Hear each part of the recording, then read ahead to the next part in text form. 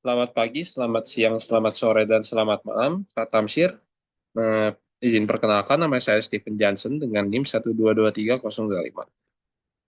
Sekarang saya akan membahas mengenai paper yang berjudul Project Management Practices and the Implementation of Innovative Medical Delivery System. Eh, Paper ini tuh ditulis oleh dua orang, yaitu Nion Suti Francois dan Amolo Elvis Juma Amolo. Jadi ya ini tuh proje- merupakan proyek zipline di Rwanda yang melakukan analisis peran SDM, pemangku kepentingan, resiko, dan komunikasi dalam keberhasilan implementasi teknologi kesehatan inovatif. Nah, yang pertama saya akan membahas mengenai konteks dan urgensi mengapa proyek ini sangat krusial. Jadi, secara global, sektor kesehatan itu sedang mengalami revolusi besar dengan hadirnya teknologi seperti drone dan AI.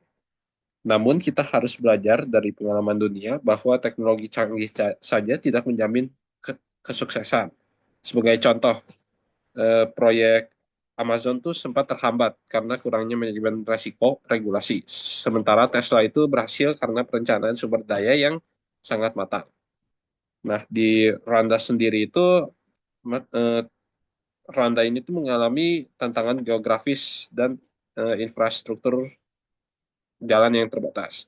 Jadi ya banyak wilayah pelosok yang sulit dijangkau, ya dikarenakan yang tadi ya infrastruktur jalan yang terbatas, dan seringkali si infrastruktur jalan itu berada di kondisi yang buruk. Ya tentunya hal ini tuh dapat membuat pengiriman obat dan darah secara tradisional itu sangat lambat, dikarenakan ya dikarenakan infrastruktur jalan yang kurang baik. Dan hal ini itu bisa beresiko bagi pasiennya. Maka dari itu, sejak tahun 2016, Randa tuh mengambil langkah progresif dengan mengimplementasikan sistem drone medis zipline. Jadi drone ini itu bukan sekadar alat ya, melainkan ya solusi logistik yang cepat untuk memastikan pasokan medis sampai ke tangan eh, tenaga kesehatan dalam hitungan menit, bukan jam ya. Seperti apa di proses pengantaran tradisional. Nah, keberhasilan ini juga didorong oleh dukungan penuh pemerintah melalui regulasi yang pro teknologi dan kemitraan yang kuat terhadap perusahaan. Nah, selanjutnya saya akan membahas mengenai problem statement, jadi tantangan operasional dan pemangku kepentingan. Nah, meskipun proyek Zipline telah memberikan dampak yang besar, seperti operasionalnya, terutama di wilayah seperti distrik Muhanga, tetapi hal ini tuh masih bisa kita temui beberapa hambatan yang serius yang tentunya mempengaruhi konsistensi layanan. Nah, yang pertama itu adalah masalah infrastruktur. Nah, tentunya selain cuaca yang tidak menentu, titik pengisian daya drone ini masih terbatas dan akses jalan ke sekitar fasilitas kesehatan itu seringkali tetap menyulitkan proses distribusi akhir setelah barang diturunkan. Nah, lalu yang kedua itu adalah masalah komunikasi. Jadi berdasarkan temuan di lapangan, sering terjadi kebingungan antara drone maksud saya, dan penyedia layanan kesehatan mengenai jadwal pasti kedatangan drone atau lokasi spesifik di mana paket medis harus dijatuhkan. Ya, ketidakkonsistenan ini tuh tentu sangat beresiko bagi pengiriman yang bersifatnya darurat. Lalu yang terakhir ini adalah eh, tantangan dalam manajemen pemangku kepentingan. Jadi ya di sini tuh masih ada kesulitan dalam menyelaraskan ekspektasi antara pemerintah daerah, eh, pengelola klinik, dan operator zipline. Nah, kurangnya keterlibatan atau pemahaman yang sama di tingkat lokal ini tuh tentunya sering kali berujung pada hambatan izin regulasi dan keterlambatan operasional. Lalu poin-poin inilah yang jadi dasar dari mengapa manajemen proyek ini tuh yang lebih terintegrasi itu sangat dibutuhkan dalam sistem ini.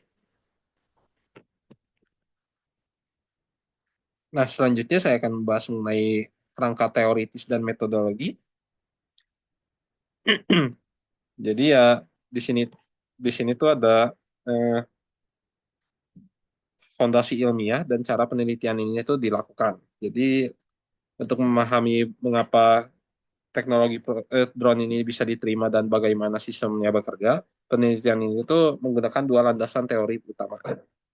Yang pertama itu teori difusi inovasi dari Everett Rogers. Jadi teori ini tuh menjelaskan bagaimana teknologi baru seperti drone zipline bisa menyebar dan diterima oleh masyarakat di Rwanda karena manfaatnya yang sangat terasa bagi kesehatan masyarakat. Nah, lalu yang kedua itu adalah teori sistem yang membantu kita melihat bahwa keberhasilan proyek ini tuh bukan hanya soal drone-nya saja, melainkan hasil dari interaksi berbagai bagian manajemen yang saling terkait. Nah, secara metodologi, eh, penelitian itu menggunakan desain deskriptif dan korelasional untuk melihat sejauh mana praktik manajemen mempengaruhi hasil lapangan. Nah, penelitian itu mengambil data dari 65 orang responden yang terlibat langsung dalam proyek ini, mulai dari insinyur teknis hingga pejabat pemerintah yang menangani regulasi. Nah, data-data tersebut tuh dikumpulkan melalui kuesioner, wawancara, dan pengecekan dokumen operasional, lalu diolah menggunakan analisis regresi untuk memastikan bahwa kesimpulan yang kita ambil memiliki bukti statistik yang kuat. Jadi bukan apa perasaan saja atau insting. Nah, selanjutnya saya akan membahas mengenai temuan pertama, yaitu manajemen sumber daya alamnya, sumber daya manusia. Nah, berdasarkan hasil analisis data, praktik SDM ini itu menyumbang 72,1% terhadap keberhasilan implementasi proyek Zipline. Ini tuh membuktikan bahwa sehebat apapun teknologinya atau secanggih apapun teknologinya, itu faktor manusia itu menjadi faktor utama atau penentu utama.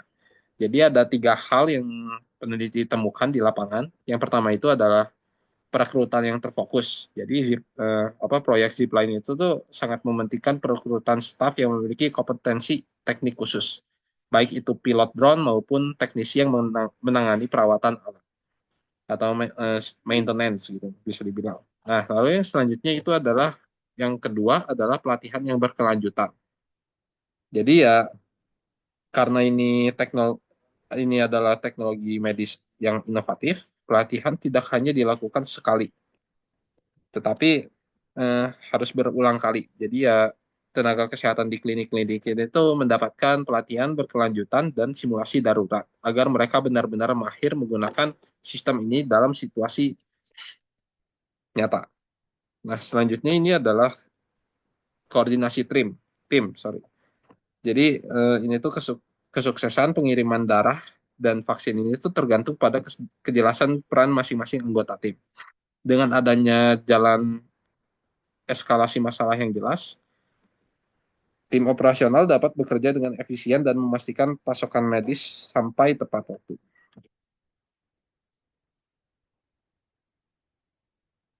Nah, selanjutnya saya akan membahas mengenai temuan yang kedua, yaitu manajemen pemangku kepentingan. Jadi, berdasarkan data penelitian, faktor ini tuh memberikan kontribusi sebesar 45,4% terhadap keberhasilan proyek. Jadi jika SDM fokus kepada internal, variabel ini tuh fokus pada bagaimana kita menjalin hubungan dengan pihak eksternal. Jadi ada tiga kelompok besar yang menjadi kunci di temuan kedua ini. Yang pertama itu ada pemerintah. Jadi ya pemerintah itu yang memiliki peran yang sangat krusial dalam memberikan apa ya payung hukum gitu atau izin terbang serta dukungan kebijakan agar proyek ini memiliki legalitas yang kuat. Lalu yang kedua itu adalah penyedia kesehatan atau pihak rumah sakit dan klinik. Jadi ini tuh mereka ini tuh pihak pihak ini tuh merupakan pihak pengguna akhir atau end usernya. Jadi keberhasilan di sini tuh diukur dari seberapa baik sistem drone terintegrasi dengan prosedur medis mereka, sehingga dokter dan perawat mendapatkan pasokan yang tepat saat dibutuhkan. Nah, lalu yang selanjutnya ini ada masyarakat lokal. Nah, dikarenakan drone ini itu terbang di atas permukiman mereka, penerimaan masyarakat sangat penting untuk menghindari resistensi sosial dan memastikan operasional di lapangan berjalan lancar.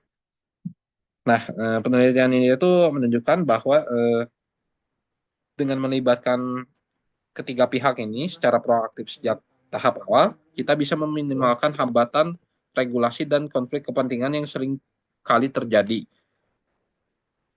pada suatu proyek yang inovatif. Nah, intinya ya manajemen pemangku kepentingan ini itu dapat mengubah hambatan menjadi kolaborasi atau kolaborasi yang produktif. Nah, lalu yang selanjutnya ini saya akan membahas mengenai temuan yang ketiga, yaitu manajemen risiko.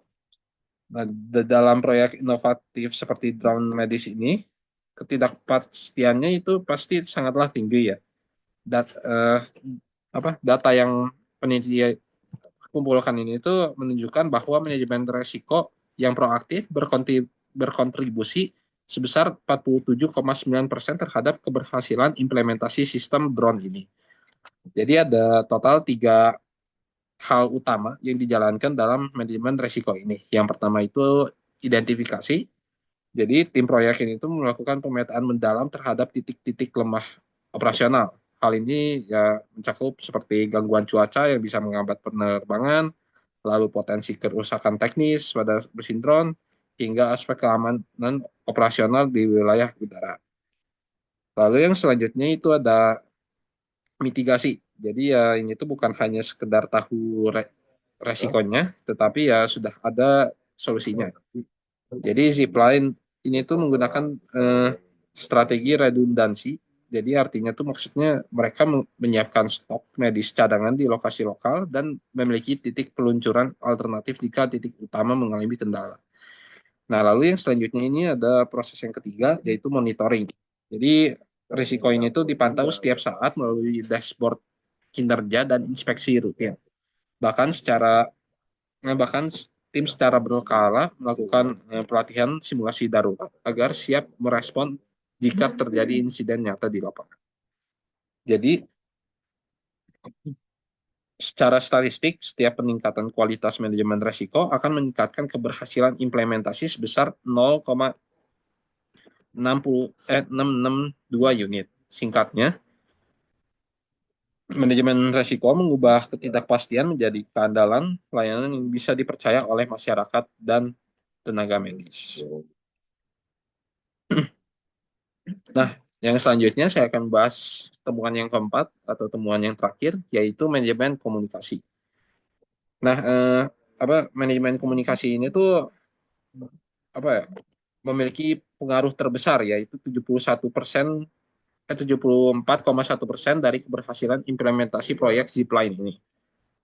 Hal ini tuh membuktikan bahwa koordinasi informasi yang tepat adalah nadi dari seluruh operasional drone medis ini. Jadi ada 3 hal utama yang membuat manajemen komunikasi ini menjadi begitu efektif. Nah, yang pertama itu ada prosedur operasi standar. Ini tuh untuk mengatasi kebingungan yang sempat terjadi di awal proyek. Jadi ya si tim itu menerapkan SOP yang ketat terkait jadwal pengiriman dan protokol drop off atau protokol penurunan si supply obat tersebut. Nah, dengan panduan yang seragam, setiap tenaga kesehatan itu tentu akan tahu persis kapan dan di mana paket medis itu akan tiba dan diturunkan. Nah, lalu yang selanjutnya itu ada yang kedua itu penyediaan saluran real time atau real time channel. Nah, operasional ini itu tentu didukung oleh aplikasi pelacakan dan pusat koordinasi yang memungkinkan semua pihak melihat posisi drone secara langsung. Jadi misalkan drone dari A ke B, si pihak pihak monitoring itu bisa lihat secara langsung si drone itu jalan dari A sampai ke B gitu. Nah, lalu jika misalkan kalau ada terjadi kendala gitu misalkan di udara, eh, si sistem itu bisa memberikan informasi kepada si pihak yang terkait secara langsung, dan hal tersebut akan diproses secara langsung pada saat itu juga. Nah, lalu selanjutnya itu ada sistem umpan balik. Jadi sistem umpan balik dan pelaporan. Jadi ya setiap pengiriman itu tuh bukan hanya soal mengantar barang saja ya, tetapi ya juga mengumpulkan datanya juga.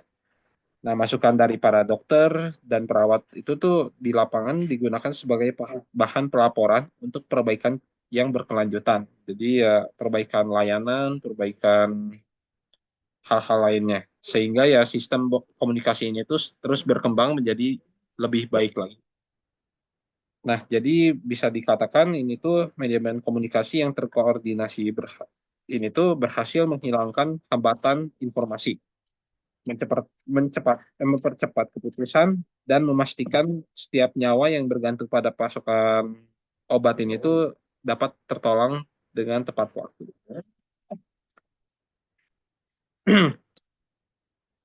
Nah, selanjutnya saya akan membahas mengenai kesimpulannya, jadi dampak gabungan dari praktik manajemen. Secara statistik, eh, ketika kita menggabungkan manajemen SDM, lalu pemangku kepentingan, lalu manajemen risiko, dan manajemen komunikasi ke dalam satu model, mereka itu secara secara kolektif mampu menjelaskan 84,1% dari keberhasilan proyek Zipline di Rwanda ini. Nah, angka ini tuh tentunya sangat tinggi ya, dan menunjukkan bahwa faktor manajemen itu tuh memiliki peran yang sangat besar dalam menentukan sukses atau tidaknya sebuah eh, proyek eh, kesehatan yang inovatif. Eh, nah, pesan utama yang ingin penulis sampaikan itu adalah kecanggihan drone hanyalah satu sisi dari eh, apa ya, koin gitu. Sisi lainnya yang seringkali lebih menentukan adalah praktik manajerialnya. Jadi ya data menunjukkan bahwa manajemen SDM atau sumber daya manusia dan komunikasi adalah pilar yang paling kuat yang menjaga sistem ini tetap berjalan dengan baik gitu. Nah, oleh karena itu kesimpulan dari penelitian ini adalah eh, bahwa teknologi ditambah dengan praktik manajemen yang kuat itu menghasilkan keandalan layanan. Nah, untuk menduplikasi kesuksesan ini di wilayah lain, kita itu tidak hanya sekedar membeli drone-nya saja, tetapi harus mengadopsi pendekatan sistemik yang mengintegrasikan koordinasi manusia, mitigasi resiko yang ketat, dan jalur komunikasi yang transparan secara bersamaan. Nah, di sini saya akan membahas mengenai rekomendasi aksi untuk pembuat kebijakan dan manajemen proyek yang direkomendasikan oleh penulisnya atau peneliti. Nah, yang pertama itu adalah perkuat SDM-nya. Jadi ya di sini tuh si apa pembuat kebijakan atau manajemen proyek ini tuh harus melakukan program pelatihan yang komprehensif, melakukan evaluasi berkala terkait si kualitas SDM-nya, dan membuat paket retensi bagi personal kunci. Nah, lalu selanjutnya itu adalah mengoptimalkan komunikasi. Jadi ya pihak-pihak yang terkait ini tuh harus disarankan harus ya disarankan untuk mengimplementasikan platform pelacakan real time dan SOP komunikasi antar pemangku kepentingan. Nah, selanjutnya itu adalah keterlibatan yang berkelanjutan. Jadi ya pihak ini juga disarankan untuk melakukan apa rutinitas seperti melakukan forum bersama pemerintah, lalu operator, dan komunitas untuk harmonisasi kebijakan. Nah, komunitas ini tuh maksudnya ya masyarakat ya. Nah, lalu selanjutnya ini yang keempat itu proaktif dalam manajemen risiko. Jadi ya diharapkan para pemangku kepentingan itu bisa melakukan perancangan mitigasi operasional dan rencana kontingensi yang teruji. Jadi pencegahan ya. bukan reaksi. Nah, lalu terdapat beberapa langkah awal yang direkomendasikan. Yang pertama itu audit kapabilitas SDM dan kebutuhan pelatihan selama 6 bulan. Lalu selanjutnya itu penerapan sistem komunikasi yang terintegrasi pada 3 fasilitas pilot. Dan yang terakhir adalah pembentukan tim resiko dan evaluasi pasca implementasi setiap kuartal. Jadi Q1, Q2, dan Q3. Nah, sekian dari saya. Maaf jika ada salah-salah kata. Terima kasih.